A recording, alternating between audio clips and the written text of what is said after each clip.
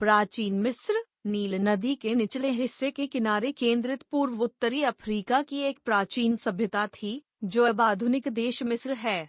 यह सभ्यता 3150 ईसा पूर्व के आसपास प्रथम फ़ैरो के शासन के तहत ऊपरी और निचले मिस्र के राजनीतिक एकीकरण के साथ समाहित हुई और अगली 3 सदियों में विकसित होती रही। 2. इसका इतिहास स्थिर राज्यों की एक श्रृंखला से निर्मित है, जो संबंधित अस्थिरता के काल द्वारा विभाजित है, जिसे मध्यवर्ती काल के रूप में जाना जाता है। प्राचीन मिस्र नवीन साम्राज्य के दौरान अपने चोटी पर पहुंची, जिसके बाद इसने मंद पतन की अवधि में प्रवेश किया। इस उत्तरार्ध काल के दौरान मिस्र पर कई विदेशी शक्तियों ने विजय प्राप्त की और फ़ैरो का शासन आधिकारिक तौर पर 31 ईसा पूर्व में तब समाप्त हो गया, जब प्रारंभिक रोमन साम्राज्य ने मिस्र पर विजय प्राप्त की और इसे अपना एक प्रांत बना लिया। 3. प्राचीन मिस्र की सभ्यता की सफलता नील नदी घाटी की परिस्थितियों के अनुकूल ढलने की क्षमता से आंशिक रूप से प्रभावित थी। इस उपजाऊ घाटी में उम्मीद के मुताबिक बाढ़ और नियंत्रित सिंचाई के कारण आवश्यकता से अधिक फसल होती थी, जिसने सामाजिक विकास और संस्कृति को बढ़ावा दिया। संसाधनों की अधिकता के कारण प्रशासन ने घाटी और आसपास के रेगिस्तानी क्षेत्रों में खनिज दोहन, एक स्वतंत्र लेखन प्रणाली के प्रारंभिक विकास, सामूहिक निर्माण और कृषि परियोजनाओं का संगठन, आसपास के क्षेत्रों के साथ व्यापार और विदेशी दुश्मनों को हराने और मिस्र के प्रभुत्व को मजबूत करने का इरादा रखने वाली सेना को प्रायोजित किया।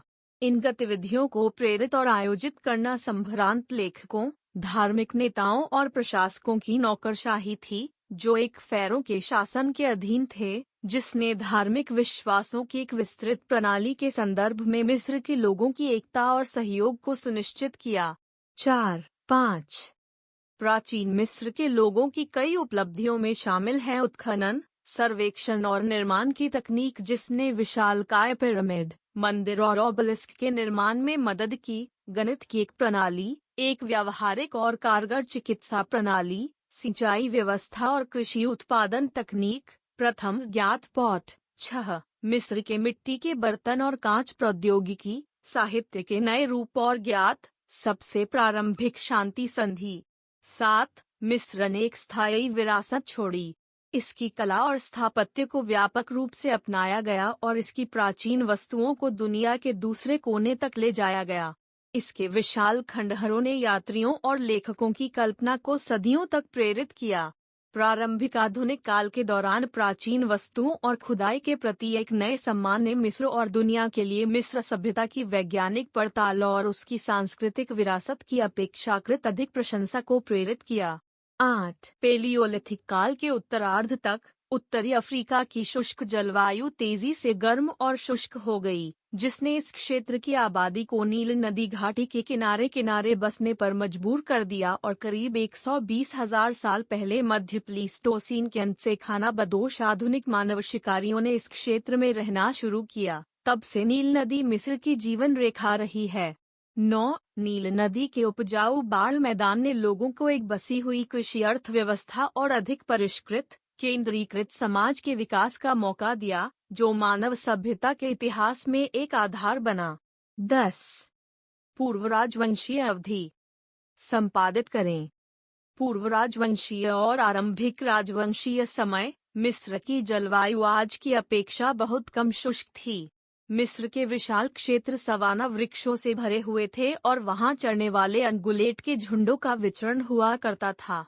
पर्णजीव सभी परिप्रदेश में अधिक उर्वर थे और नील नदी क्षेत्र ने जलपक्षी की बड़ी आबादी की मदद की। मिस्र के लोगों के बीच शिकार आम रहा होगा और शायद इसी समय कई पशुओं को पालतू बनाया गया होगा।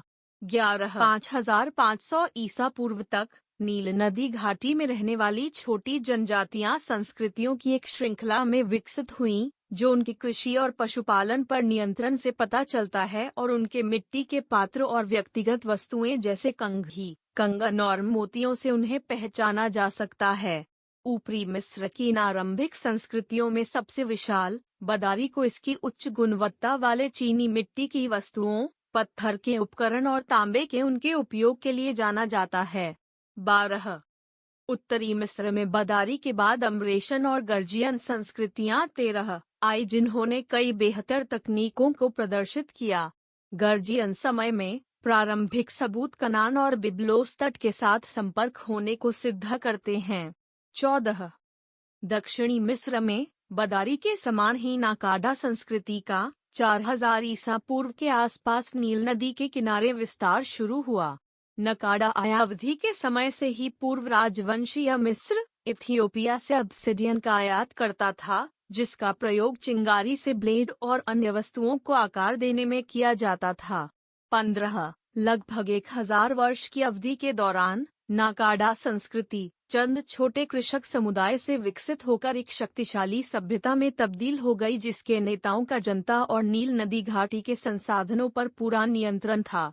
16 सत्ता के केंद्र की स्थापना पहले हिराकोनपोलिस और फिर बाद में अबेडोस में करते हुए नाकाडाड़ी के शासकों ने मिस्र के अपने नियंत्रण को नील नदी के उत्तर की ओर विस्तार किया। 17 उन्होंने दक्षिण में नूबिया के साथ भी कारोबार किया, पश्चिम में पश्चिमी रेगिस्तान के ओएसिस से और पूर्व में पूर्वी भूमध्य सागर की संस्कृतियों के साथ। 17 नाकाडा संस्कृति ने भौतिक वस्तुओं का विविधता के साथ उत्पादन किया, जो कुलीन वर्ग की बढ़ती ताकत और संपत्ति को प्रतिबिंबित करता है, जिसमें शामिल थे चित्रित मिट्टी के बर्तन, उच्च गुणवत्ता वाले पत्थर के सजावटी गुलदस्ते, कॉस्मेटिक पट्टियां और सोने के गहने, लापिस और हाथी दांत। उन्होंने एक सिरेमिक ग्लेज भी विकसित किया जिसे फियोंसे के रूप में जाना जाता है, जिसका रोमन काल में कप, ताबीज और मूर्तियों को सजाने में काफी इस्तेमाल होता था। 18 पूर्व राजवंशीय काल के अंतिम चरण के दौरान नाकाडा संस्कृति ने लिखित प्रतीकों का उपयोग करना शुरू किया, जो अंततः प्राचीन मिस्र की 3री शताब्दी ईसा पूर्व के मिस्र के पुजारी मनेथो ने मेनेस के फेरोओं की लंबी कतार को अपने समय में 30 राजवंशों में समूहित किया, एक ऐसी प्रणाली जिसका इस्तेमाल आज भी हो रहा है। 21 उसने मेनी या ग्रीक में मेनेस नाम के राजा के साथ अपना आधिकारिक इतिहास शुरू करना पसंद किया, जिसने मान्यतानुसार ऊपरी और निचली मिस्र के 2 साम्राज्यों को एकजुट किया। करीब 3200 ईसा पूर्व 22 एक एकीकृत राज्य के रूप में परिवर्तन वास्तव में प्राचीन मिस्र के लेखक जितना हमें विश्वास दिलाते हैं उससे कहीं ज्यादा क्रमिक रूप से हुआ और मेनेस का कोई समकालीन रिकॉर्ड मौजूद नहीं है। तथापि कुछ विद्वानों का अब मानना है कि मिथकीय मेनेस वास्तव में फेरो नार्मर हो सकता है, जिसे वैदिक नार्मर रंग पट्टिका पर एकीकरण की एक प्रतीकात्मक क्रिया के रूप में शाही राज चिन्ह पहने हुए दिखाया गया है। 23 3150 ईसा पूर्व के आसपास प्रारंभिक राजवंशीय अवधि में प्रथम राजवंशीय फेरोओं ने मेम्फिस में राजधानी की स्थापना करते हुए निचले मिस्र पर अपने नियंत्रण को मजबूत किया, जहां से वे श्रम शक्ति और उर्वर डेल्टा क्षेत्र की कृषि के साथ साथ लवेंट के लाभदायक और महत्वपूर्ण व्यापार मार्ग पर नियंत्रण रख सकते थे। प्रारंभिक राजवंशीय काल के दौरान फेरोओं की बढ़ती ताकत और संपत्ति की झलक अबेडोस में उनके विस्तृत मस्तबा कब्रों और मुर्दाघरों से दिखती है, जिसका प्रयोग मृत्यु के बाद फेरो के देवत्व प्राप्ति का जश्न मनाने के लिए किया जाता था। 24 फेरोओं द्वारा विकसित शासन की मजबूत संस्था ने भूमि, श्रम और उन संसाधनों पर राज्य के नियंत्रण को वैध ठहराने का काम किया, जो मिस्र की प्राचीन सभ्यता के अस्तित्व और विकास के लिए आवश्यक थी। 25 प्राचीन साम्राज्य के दौरान वास्तुशिल्प, कला और प्रौद्योगिकी में आश्चर्यजनक विकास किए गए, जिसे पूर्ण विकसित केंद्रीय प्रशासन द्वारा संभव वर्धित कृषि उत्पादकता ने गति दी। 26 वजीर के दिशा निर्देश के अंतर्गत राज्य के अधिकारियों ने कर एकत्र किया, फसल की पैदावार में सुधार करने के लिए सिंचाई परियोजनाओं को समन्वित किया, निर्माण परियोजनाओं पर काम करने के लिए किसानों को भर्ती किया और शांति और व्यवस्था बनाए रखने के लिए एक न्याय प्रणाली की स्थापना की। 27 एक उत्पादक और स्थिर अर्थव्यवस्था द्वारा उपलब्ध कराए गए अतिरिक्त संसाधनों द्वारा यह राज्य विशाल स्मारकों के निर्माण को प्रायोजित करने और शाही कार्यशालाओं में कला के असाधारण कार्य शुरू करने में सक्षम हुआ। जोसर, खुफू और उनके वंशज द्वारा निर्मित पिरामिड प्राचीन मिस्र की सभ्यता और उसे नियंत्रित करने वाले फेरोओं की शक्ति के सबसे यादगार प्रतीक हैं। एक केंद्रीय प्रशासन के बढ़ते महत्व के साथ ही शिक्षित लेखकों और अधिकारियों का एक नया वर्ग पैदा हुआ जिन्हें उनकी सेवाओं के लिए फ़ैरो द्वारा संपदा प्रदान की गई। फ़ैरोओं ने अपने मुर्दाघर संप्रदायों और स्थानीय मंदिरों को भी यह सुनिश्चित करने के लिए जमीनें प्रदान की कि इन संस्थाओं के पास फ़ैरो की मृत्यु के बाद उसकी पूजा करने के लिए आवश्यक संसाधन मौजूद हों। प्राचीन साम्राज्य के अंत तक इन सामंती प्रथाओं की 5 शताब्दियों ने धीरे धीरे फ़ैरो की आर्थिक शक्ति का क्षरण किया, जो अब एक विशाल केंद्रीकृत प्रशासन को बनाए रखने में अक्षम था। 28 प्राचीन राजवंश के अंत में मिस्र की केंद्र सरकार के ढहने के बाद प्रशासन देश की अर्थव्यवस्था को स्थिर करने या सहारा देने में असमर्थ था। क्षेत्रीय गवर्नर संकट के समय मदद के लिए राजा पर भरोसा नहीं कर सकते थे और भावी खाद्यान्न की कमी और राजनीतिक विवादों ने अकाल और छोटे पैमाने पर गृह युद्ध का रूप ले लिया। कठिन समस्याओं के बावजूद फ़ैरो के प्रति बिना सम्मान के स्थानीय नेताओं ने अपनी नई प्राप्त स्वतंत्रता का इस्तेमाल प्रांतों में संपन्न संस्कृति की स्थापना के लिए किया। एक बार अपने संसाधनों पर खुद का नियंत्रण प्राप्त करने के बाद ये प्रांत आर्थिक रूप से अपेक्षाकृत समृद्ध हो गए, एक तथ्य जो सभी सामाजिक वर्गों के बीच बड़े और बेहतर अंतिम संस्कार द्वारा प्रदर्शित था। 31 रचनात्मकता की धारा में प्रांतीय कारीगरों ने सांस्कृतिक रूपांकनों को अपनाया और तराशा जो पहले प्राचीन साम्राज्य के प्रभुत्व में प्रतिबंधित थे, और लेखकों ने ऐसी साहित्यिक शैलियों का विकास किया जिसमें उस काल का आशावाद और मौलिकता परिलक्षित होती है। 32 फ़ैरो के प्रति अपनी वफादारी से मुक्त स्थानीय शासकों ने क्षेत्रीय नियंत्रण और राजनीतिक सत्ता के लिए एक दूसरे से होड़ लेनी शुरू की। 2160 ईसा पूर्व तक हेराक्लियोपोलिस के शासकों ने निचले मिस्र पर नियंत्रण रखा, जबकि थीब्स आधारित एक प्रतिद्वंद्वी कबीले इंटेप परिवार ने ऊपरी मिस्र का नियंत्रण ले लिया। जैसे जैसे इंटेप की शक्ति में वृद्धि हुई और उसने अपना नियंत्रण उत्तर की ओर बढ़ाया, तो दोनों प्रतिद्वंद्वी राजवंशों के बीच संघर्ष अनिवार्य हो गया। लगभग 2055 ईसा पूर्व नेबुकदनेस्सर के सेनापतित्व में थेबन बलों ने अंततः हेराक्लियोपोलिटन शासकों को हरा दिया और दोनों प्रदेशों को पुनः एकीकृत करते हुए आर्थिक और सांस्कृतिक पुनर्जागरण काल का शुभारंभ किया, जिसे मध्य साम्राज्य के रूप में जाना जाता है। 33 मध्य साम्राज्य के फ़ैरोओं ने देश की समृद्धि और स्थिरता को बहाल किया और इस तरह कला, साहित्य और विशाल इमारतों की परियोजनाओं के पुनरुत्थान को प्रेरित किया। 34 मंटूहोटेपली और उसके 11वें वंशज के उत्तराधिकारियों ने थीब्स से शासन किया, लेकिन 12वें राजवंश की शुरुआत में 1985 ईसा पूर्व के आसपास वजीर अमेनिमहट आई ने सत्ता संभालते हुए देश की राजधानी को फैयूम स्थित इजटावी शहर स्थानांतरित कर दिया। 35 इजटावी से 12वें वंश के फ़ैरोओं ने क्षेत्र में कृषि उत्पादन बढ़ाने के लिए दूरदृष्टि के साथ भूमि सुधार और सिंचाई की योजना बनाई। इसके अलावा सेना ने खदानों और सोने की खानों से समृद्ध नूबिया के क्षेत्रों को फिर से जीत लिया, जबकि विदेशी हमले के खिलाफ सुरक्षा के लिए मजदूरों ने पूर्वी डेल्टा में एक रक्षात्मक संरचना का निर्माण किया, जिसे वॉल्स ऑफ द रूलर, शासक की दीवारें, कहा गया। 36 सैन्य और राजनीतिक सुरक्षा और विशाल कृषि और खनिज संपदा बहाल करने के बाद इस देश की आबादी, कला और धर्म का उत्कर्ष होने लगा। देवताओं के प्रति प्राचीन साम्राज्य के संभ्रांतवादी नजरिए के विपरीत मध्य साम्राज्य में व्यक्तिगत धर्मनिष्ठा के भाव में वृद्धि का अनुभव किया गया, और जिसे पुनर्जन्म का लोकतंत्रीकरण कहा जा सकता है, जिसमें सभी लोगों के पास एक आत्मा है और मृत्यु के बाद देवताओं के सान्निध्य में उनका स्वागत किया जा सकता है। 37 मध्य साम्राज्य के साहित्य में परिष्कृत विषय और पात्र प्रस्तुत होते हैं जिन्हें विश्वस्त और भावपूर्ण शैली में लिखा गया है। 32 और उस काल की नक्काशी और मूर्तिकला ने सूक्ष्म व्यक्तिगत विवरणों को उकेरा जिसने तकनीकी पूर्णता की नई ऊंचाइयों को छुआ।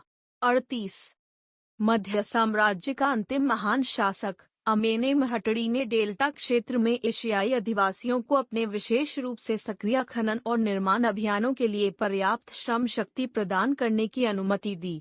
निर्माण और खनन की इन महत्वाकांक्षी गतिविधियों ने बहरहाल बाद में उसके शासनकाल में अपर्याप्त नील नदी की बाढ़ के साथ मिलकर अर्थव्यवस्था को तनावपूर्ण बना दिया और 13वें और 14वें राजवंशों के दौरान धीमे पतन के साथ दूसरे मध्यवर्ती काल में प्रवेश को प्रेरित किया। इस पतन के दौरान एशियाई अधिवासी विदेशियों ने डेल्टा क्षेत्र का नियंत्रण हथियाना शुरू किया और लगभग 1650 ईसा पूर्व के आसपास जैसे जैसे मध्य साम्राज्य के pharaohs की शक्ति क्षीण होने लगी, पूर्वी डेल्टा के अवारिस शहर में रहने वाले एशियाई आप्रवासियों ने क्षेत्र के नियंत्रण पर कब्जा कर लिया और केंद्र सरकार को थीब्स जाने पर मजबूर कर दिया, जहां pharaohs को दासों के रूप में माना जाता था और उनसे शुल्क अदा करने की अपेक्षा की जाती थी। 40 हिक्सोस विदेशी शासक ने मिस्र के प्रशासन मॉडल की नकल की और खुद को pharaoh के रूप में प्रस्तुत किया और इस तरह उन्होंने अपने मध्य कांस्ययुगीन संस्कृति में मिस्र के तत्वों को समाहित किया। 41 अपनी वापसी के बाद थीब्स राजाओं ने खुद को उत्तर की ओर हिक्सोस और दक्षिण की ओर हिक्सोस के नुबियन सहयोगी दल कुशाओं के बीच घिरा हुआ पाया। लगभग 100 वर्षों की कमजोर निष्क्रियता चलती रही और 1555 ईसा पूर्व के करीब थीब्स बलों ने इतनी शक्ति एकत्रित कर ली कि उन्होंने हिक्सोस को संघर्ष की चुनौती दी जो 30 से अधिक वर्षों तक चलता रहा। 40 सिक्वेने नर्ताओली और कमोस pharaoh ने अंततः नुबियन को हरा दिया, लेकिन वह कमोस का उत्तराधिकारी अहमोस था, जिसके सफलतापूर्वक छेड़े गए अभियानों के परिणाम स्वरूप मिस्र में हिक्सोस का वजूद स्थायी रूप से समाप्त कर दिया। इसके बाद आने वाले नवीन साम्राज्य में मिस्र की सीमाओं का विस्तार करने और निकट पूर्व पर उसके पूर्ण प्रभुत्व को बनाए रखने के लिए pharaohs के लिए सेना एक केंद्रीय प्राथमिकता बन गई। नवीन साम्राज्य के pharaohs ने अपनी सीमाओं को सुरक्षित और अपने पड़ोसियों के साथ कूटनीतिक संबंधों को मजबूत बनाते हुए एक अभूतपूर्व समृद्धि के काल की स्थापना की। थुतमोस प्रथम और उसके पोते थुतमोस तृतीय के सेनापतित्व में छेड़े गए सैन्य अभियानों ने pharaohs के प्रभाव को सीरिया और नूबिया में फैलाया, जिसने वफादारी को मजबूत किया और पीतल और लकड़ी जैसे महत्वपूर्ण आयातों तक उनकी पहुंच बनाई। 43 नवीन साम्राज्य के pharaohs ने अमुन देवता को बढ़ावा देने के लिए, जिनका बढ़ता पंथ करनाक में आधारित था, बड़े पैमाने पर निर्माण अभियान की शुरुआत की। उन्होंने अपनी असली और काल्पनिक दोनों उपलब्धियों के महिमा मंडन में भी स्मारकों का निर्माण कराया। महिला pharaoh हचेपसट ने ऐसे प्रचार का इस्तेमाल सिंहासन पर अपने दावे को तर्कसंगत ठहराने के लिए किया। 44 उसका सफल शासन पंथ के व्यापारिक अभियानों, एक शानदार मुर्दाघर मंदिर, ओबलिस्क की एक विशाल जोड़ी और करनाक में एक प्रार्थनालय से चिन्हित है।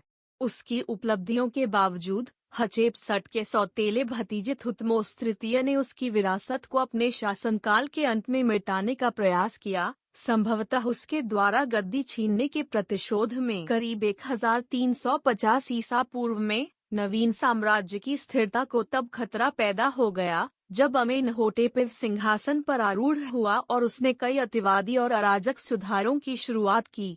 अपना नाम अखेनातेन में बदलते हुए उसने पूर्व में अल्पज्ञात सूरज देवता अतेन को सर्वोच्च देवता के रूप में घोषित किया और अन्य देवताओं की पूजा को बाधित करते हुए पुरोहित संबंधी स्थापनाओं की सत्ता पर हमला किया। 46 राजधानी को अखेनातेन के नए शहर में स्थानांतरित करते हुए वर्तमान अमरना अखेनातेन ने विदेशी मामलों से मुंह फेर लिया और खुद को अपने नए धर्म और कलात्मक शैली में डुबा लिया। उसकी मृत्यु के बाद अटेन पंथ को जल्दी ही छोड़ दिया गया और उसके उत्तरवर्ती pharaoh तुतंखमुन आई और होरेमहेब ने अखेनाटेन के विधर्म के सभी उल्लेखों को मिटा दिया, जिसे अब अमरना काल के रूप में जाना जाता है। 47 1279 ईसा पूर्व के आसपास रामेसेस द्वितीय, जिसे रामेसेस महान के रूप में भी जाना जाता है, सिंहासनारूढ़ हुआ और उसने और अधिक मंदिरों, प्रतिमाओं और ऑबलिस्क का निर्माण जारी रखा और इतिहास में किसी अन्य pharaohs की अपेक्षा काफी अधिक संतान पैदा किए। 48 एक साहसिक सैन्य नेता होते हुए रामेसेस द्वितीय ने कादेश का युद्ध में हिटाइट्स के खिलाफ अपनी सेना का नेतृत्व किया और एक गतिरोध तक लड़ने के बाद अंततः 1258 ईसा पूर्व के आसपास पहली दर्ज शांति संधि के लिए सहमत हुआ। 49 मिस्र की संपदा ने, हालांकि, आक्रमण के लिए इसे एक आकर्षक लक्ष्य बना दिया, विशेष रूप से लिबियाई और समुद्री लोगों के बीच। शुरू में सेना ने इन हमलों को विफल कर दिया, लेकिन मिस्र ने अंततः सीरिया और फिलिस्तीन के नियंत्रण को खो दिया। बाहरी खतरों का असर, भ्रष्टाचार, कब्र डकैती और नागरिक अशांति जैसी आंतरिक समस्याओं से और भी विकट हो गया। थीब्स में अमुन मंदिर के उच्च पुजारियों ने जमीन और अकूत संपत्ति जमा कर ली और उनकी बढ़ती ताकत ने तीसरे मध्यवर्ती काल के दौरान देश को विच्छिन्न कर दिया। 1078 ईसा पूर्व में रामेसेस जाय की मृत्यु के बाद स्मेंडेस ने टनिस शहर से शासन करते हुए मिस्र के उत्तरी भाग पर अधिकार कर लिया। दक्षिणी हिस्से पर थीब्स के अमुन के उच्च पुजारियों का प्रभावी ढंग से नियंत्रण था, जो स्मेंडेस को केवल नाम से जानते थे।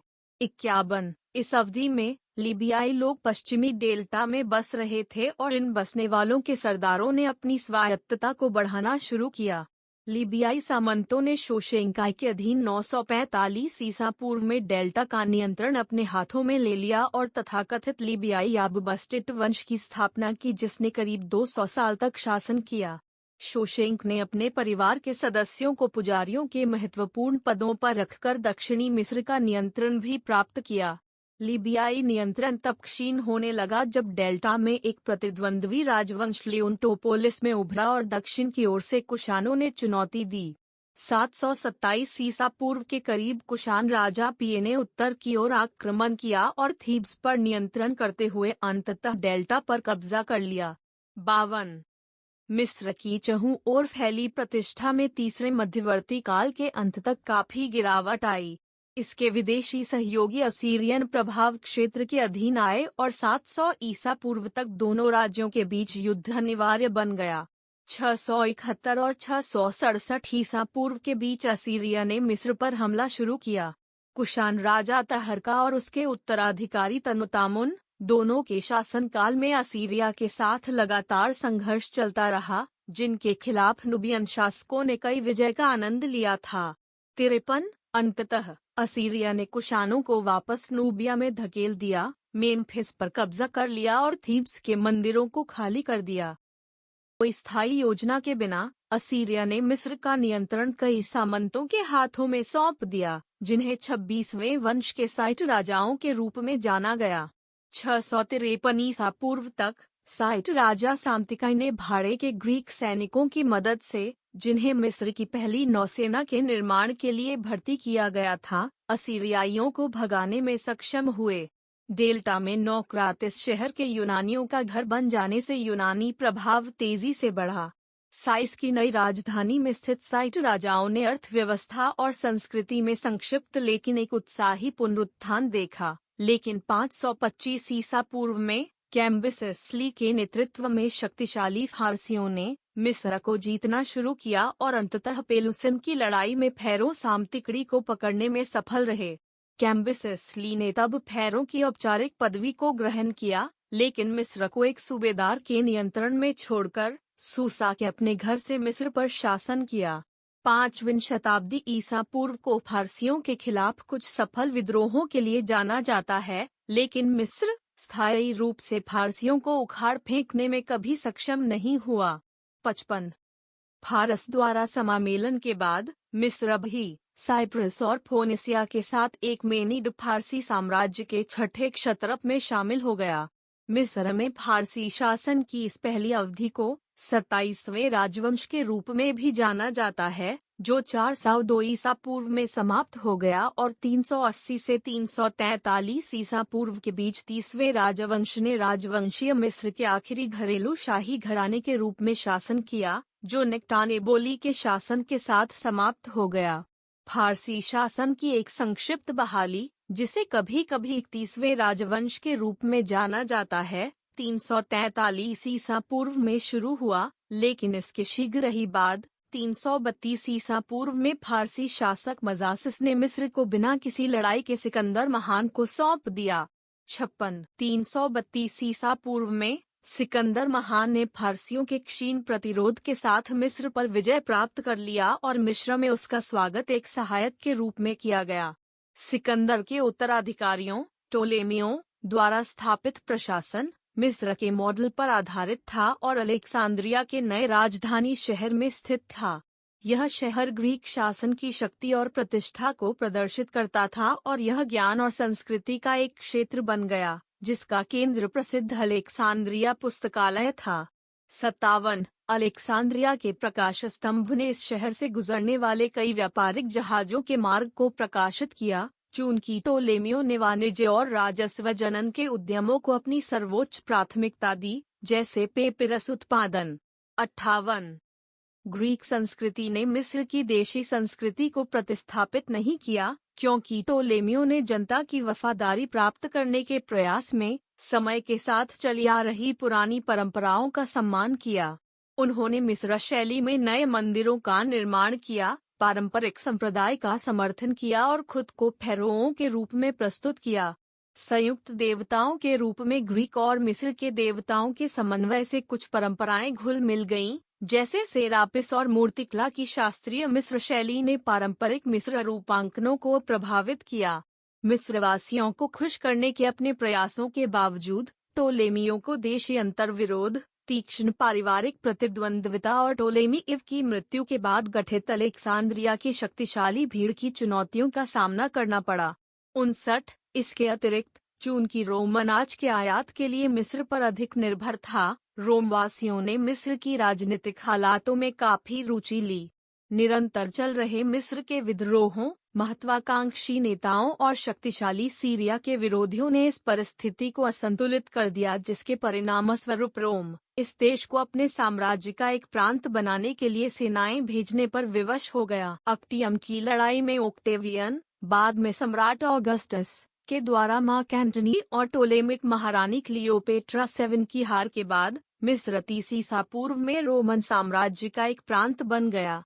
रोमनवासी मिस्र से आने वाले अनाज पर काफी निर्भर थे और सम्राट द्वारा नियुक्त एक अधिकारी के अधीन रोमन सेना ने विद्रोहियों का दमन किया, भारी करों की वसूली को सख्ती से लागू किया और डाकुओं के हमलों को रोका, जो उस दौरान एक कुख्यात समस्या बन गई थी।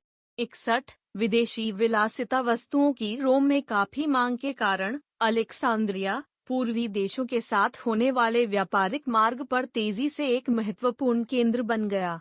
62 हालांकि मिस्र के प्रति रोम का नजरिया यूनानियों की अपेक्षा अधिक शत्रुतापूर्ण था, कुछ परंपराएं जैसे परिरक्षित शव प्रक्रिया और पारंपरिक देवताओं की पूजा चलती रहीं। 63 मम्मी चित्रांकन की कला का उत्कर्ष हुआ और कुछ रोमन सम्राटों ने खुद को फेरोओं के रूप में दिखाया, हालांकि उस हद तक नहीं जितना टोलेमियों ने दिखाया था। वे मिस्र के बाहर रहते थे और मिस्र की शाही औपचारिकताओं को नहीं करते थे। स्थानीय प्रशासन रोमन शैली का बन गया और देशी मिस्र के लिए बंद कर दिया गया।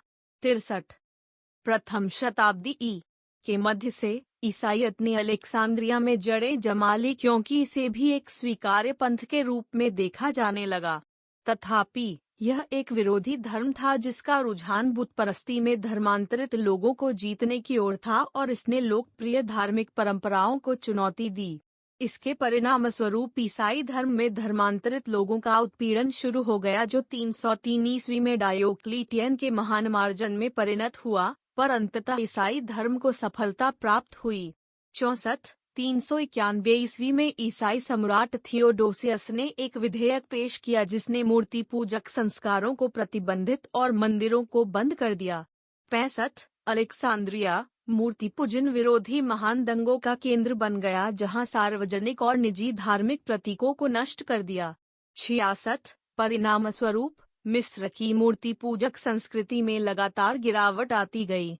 जबकि देशी आबादी ने अपनी भाषा बोलना जारी रखा, हिएरोग्लिफिक लेखन को पढ़ने की क्षमता मिस्र के मंदिर के पुजारियों और पुजारिनों की भूमिका के क्षीण होने के साथ साथ